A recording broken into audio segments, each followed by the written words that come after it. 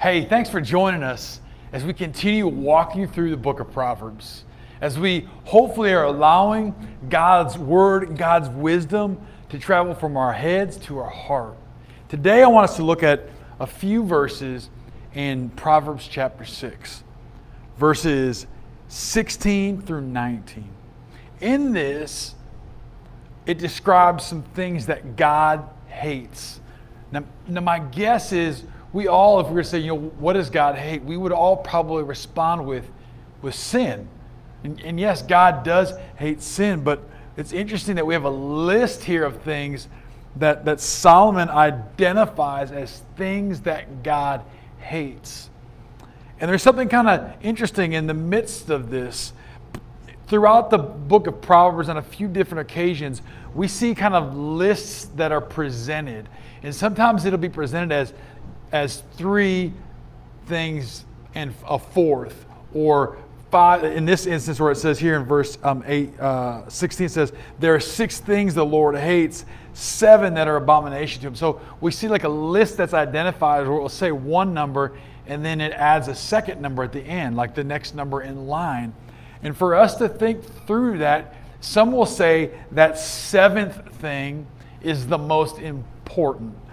I think as we read this, we see that the 7th thing that's presented is really a result of the 6 initial things listed. So it says here, verse 16 says, there are 6 things that the Lord hates, 7 that are abomination to him. Verse 17 says, haughty eyes. That's pride, a prideful look. A lying tongue, right? And again, we have to understand it's the tongue is connected to a person, so it's the individual that is going around and spreading lies. Hands that shed innocent blood, a heart that devises wicked plans. We've talked on a few occasions now as we've gone through the book of Proverbs the importance of the heart. Right, we kind of said the heart's the security system a few devotionals ago, and that there are constantly thieves that are trying to come and steal and take or overturn. And here it's this understanding, this belief that a heart now that's devising wicked plans, feet that make haste or feet that run to evil. It doesn't retreat, it doesn't stop, it doesn't go in the opposite direction of evil, but no, it's feet that are carrying us to evil. It says a false witness who breathes out lies. I kind of think of this as it's that individual who's going around gossiping, making up stories, telling things. And here's the deal, as you look at those things, as you consider those things, understand this. One of the things that the Lord desires most is unity. Right? Unity in families. Unities in churches. Unity in communities. Right? God desires unity. But when we look at these 6 things, when we look at that pride, when we look at a lying tongue, we look at hands that shed innocent blood, hearts that devise wicked plans, feet that run to evil, gossip, false witness. The result of all of those things, when they're played out, says this: one who sows discord among brothers. You see, when we act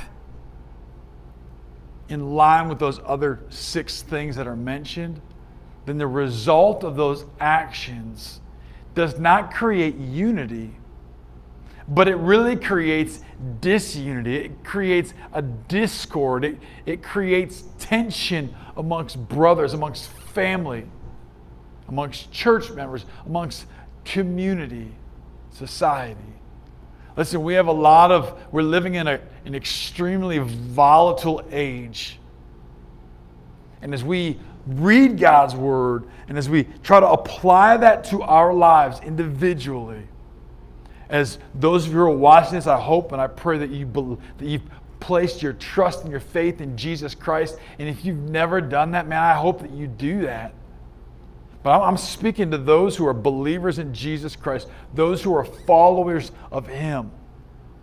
I would encourage you to step back, like look at your life, think through it, like meditate upon you and your own character, your own traits that you exhibit. Do you have pride in your life?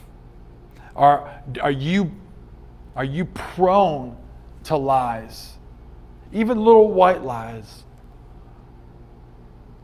The idea of hands that shed innocent blood. Maybe, hopefully it's not literal, but what are some of the thoughts that you're struggling with right now? A heart that devises wicked plans. Listen, is the security system of your heart down? And when you're alone and you're quiet, like when you're being pushed in a lot of different directions and anxiety and tension flares up, what plans are your heart making?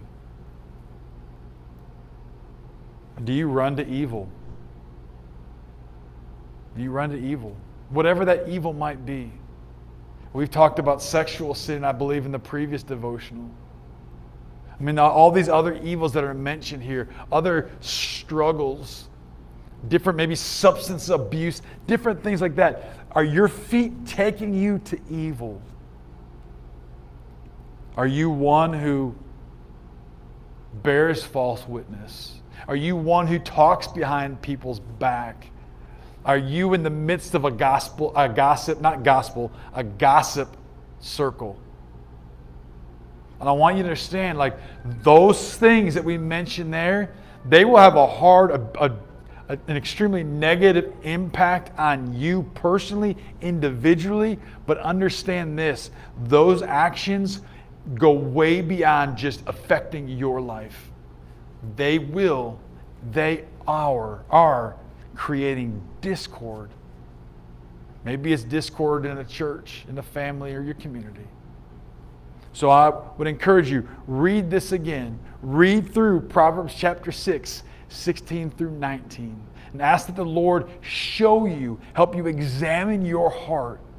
And if there's something that you need to seek forgiveness in, ask Him for forgiveness. If you need strength to get past this, that you need God to help change your heart, listen, He is faithful and He will do it.